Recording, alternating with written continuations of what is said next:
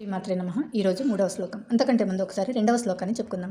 ఏవం పరంపరా ప్రాప్తం ఇమం రాజర్షయో విదుః సకాలే నేహ మహత యోగో నష్టః పరంతప.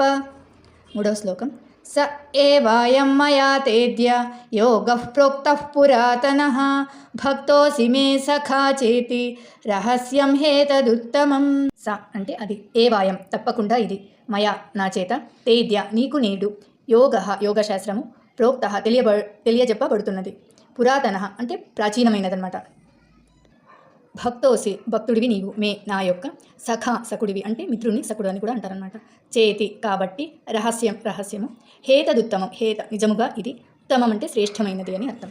అతి ప్రాచీనమైన పరమ రహస్యమైన ఈ యోగ విజ్ఞాన శాస్త్రంను నేను నీకు ఈరోజు తెలియజేస్తున్నాను, ఎందుకంటే నీవు నా మిత్రుడవు మరియు భక్తుడవు, ఈ అలౌకిక జ్ఞానాన్ని అర్థం చేసుకోగలవాడవు అని ఈ శ్లోకం యొక్క అర్థం.